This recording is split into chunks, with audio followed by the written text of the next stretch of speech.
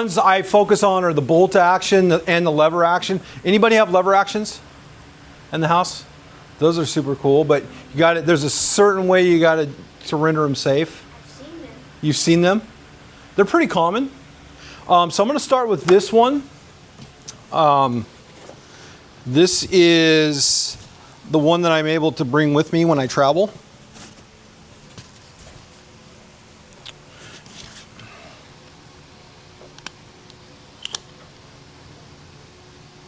And what I do is it's in two pieces here, and it's kind of had a rough trip. It got damaged in my flight. So, I'll show you this, Dad. So, the way it works is I seat that magazine in here, and then what I would do is I would pull back on the charging handle. This one is very much like the handgun I just showed you. It's 1 round per press of the trigger, okay? So I start with the front. I have a flashlight. I have a muzzle brake, a flash hider, muzzle device, depending on the application. I have a front sight. I have a grip here. And then I have a safety selector. You see that's on safe, that's on fire.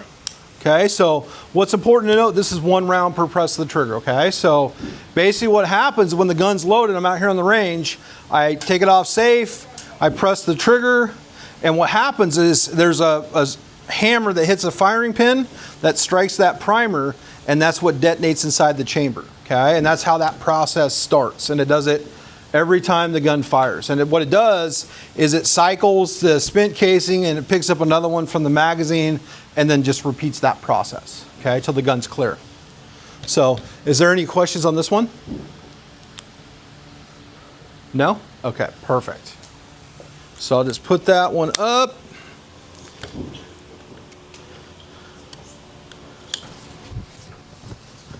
All right, put that up. So shotguns, are we familiar with shotguns? Pump action, we have a brake action, and then we have what's called a semi-automatic, okay? So here's my types of ammunition. So I have a rimfire, a center fire, then I have a handgun. That's what the handgun rounds and the shotgun shells look like, okay? So the firing sequence, we kind of talked about it a little bit earlier, is, so who knows what that little round thing in there is? What's that little round thing? Anybody know? It's right here. That's the bullet. What's that little round? This is the shell, the casing right here, the outside. That little round thing, I'll give you a hint. It's called a primer, okay? So what happens is you have a loaded gun, you press the trigger, there's a firing pin that strikes that primer. The primer detonates, which ignites all the powder inside the casing, and the gases expand, pushing the bullet down the barrel. The gun goes bang, just like that. It takes about a millisecond. Anybody know how fast a millisecond is? How fast a millisecond? Very fast. Yeah, I would say that. How fast?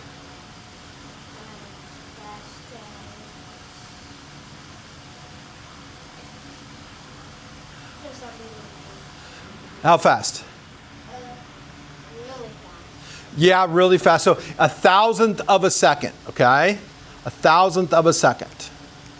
So that's why we always got to be really, really careful, okay? So,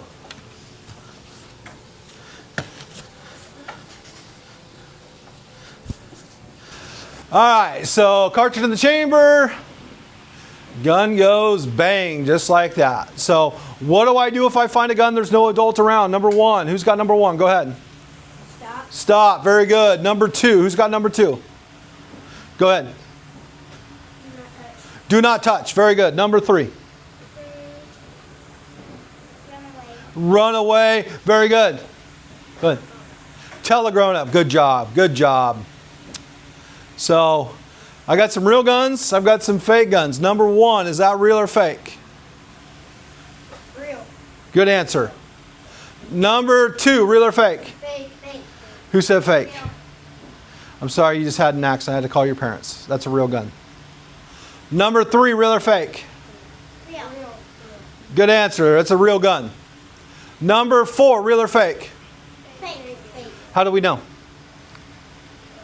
Orange. Orange tip. Very good. Very good.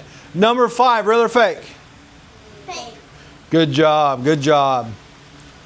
So 1, 2, and 3 were real guns, okay? So be really, really careful. If we don't know, we don't pick them up, okay?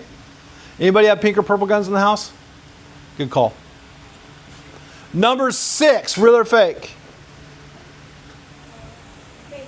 Fake? I'm sorry, you just had an accident. I had to call your mom. That's a real gun. Number 7, real or fake? Real. Good answer. Number 8, real or fake? Real. Good answer. Number 9, real or fake? Fake. Who said fake? Sorry, I had to call your dad. That's a real gun. You got to be careful, right? So number 10, real or fake? Real. Sorry, that's a real gun. Oh my God. See, I tricked you. I tricked you. Okay, so if we don't know, we don't pick them up, okay? It's really, really important. Does that make sense? All right. So those were all real guns. I did that to kind of trick you, and it worked. Nerf guns, airsoft guns. Anybody have any of those? So you see the one on the left is my airsoft gun. The one on the right is my real gun. What's the difference? Anybody see a difference? What's the difference? Orange tip. Very good. So one thing to think about these is that orange tip does come off. Okay? And where I'm from, they'll actually go in there because they can go into a Cabela's. They don't have to have an ID. They just go buy one of these, and they're typically teens, and they'll take the tip off. Now they have something that they can commit a crime with. There's actually been ones that have been hurt by law enforcement because they can't tell. So we got to be real careful there. So that's why I give you a target today, so you guys can use a target. What do I do if I find a gun? There's no adult around. Number 1, go ahead. Stop. Stop. Very good. Number 2, go ahead. Don't touch. Number 3. Very good. And number 4. Who's got number 4? Go ahead. Tell a grown-up. Very good. Very good. So then let's talk about video games. What do we know about this video game? Anybody play this one? You play it? A little bit. Okay. Okay. What do you guys know about zombies? Anybody know anything about zombies? What do you know about zombies? They're fake? I like that. They're not real. Absolutely. Very good. Very good. Anybody think they're real? Oh. That's coming. Coming later. All right. So the good, they can be a reward for good behavior, right? They can be. They can encourage imagination, yeah. Keeps hands busy, so built-in babysitter. Encourages competition, yeah. Develops hand-eye coordination, yeah. Now for the bad. Teaches bad habits. It skews reality. It desensitizes our kids to violence, okay? They have reset buttons. Creatures can respond. Can I respawn in real life? No. So let's say I'm on the roof and I'm putting up Christmas lights. I fall off the roof. Do I wake up and start at the beginning of the level? Nope. Nope, I do not. So what happens in my video game stays in my video game, okay? Very good. I'm going to have the parents read that one. That's something. So that's something that we should be researching, okay? So there's definitely a correlation there. And then zombies aren't real, okay? Zombies are not real. So engage. So supervise kids playing video games. Make sure those games are age appropriate, right? And discuss the difference of real life violence, video game violence. Make sure they understand the difference. Anybody play online? You play online? You play online? Okay, do we have those parental settings locked down? We don't do Roblox. You don't do Roblox? That's good. What do you got? You raise your hand. Do you have something? Okay. So I recommend, okay, so kids, if we're going to play online, we don't give out any personal information, okay? So one thing you'll find is there's bad people that are trying to access the kids through these video games. And so what they're going to do is they're going to try to build trust. They're going to try to say, will you be my secret friend in the game? And so I think what's important to know is do not give out any personal information, like who you are, where you go to school, who your parents are you home alone, how you get home from school, okay? Because that's how these bad people are accessing you. And so what they'll do is they'll try to give you a gift in the game, okay? Will you be my secret friend, okay? There's no secrets online, okay? The only secrets that we keep from our parents are what's called surprises, okay? You got mom a birthday present, that's an okay secret, okay?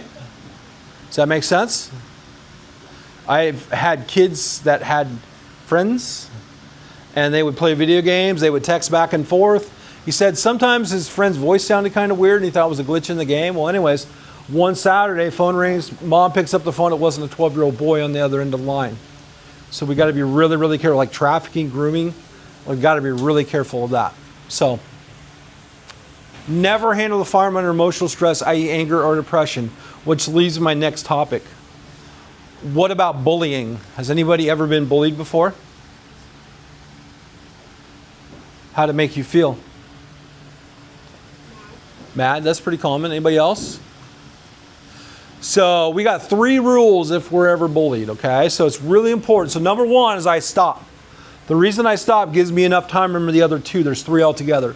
Next one, I'm going to walk away. I'm going to get out of that situation, okay?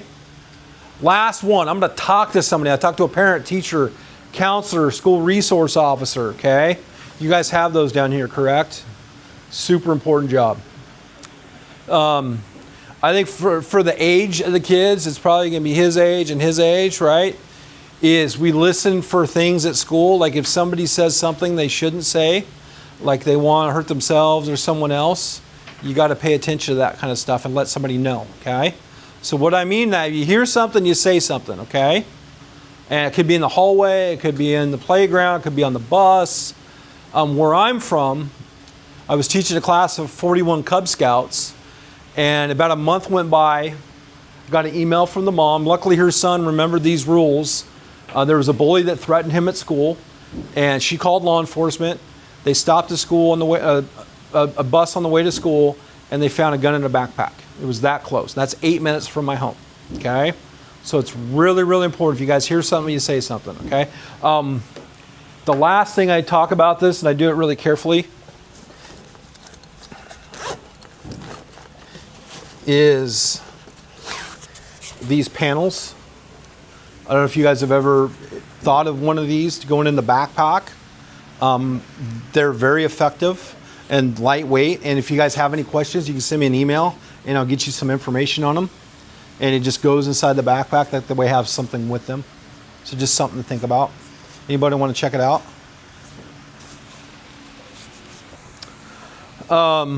It's kind of a difficult thing to talk about, but I just bring it up so we can talk about it. Really good.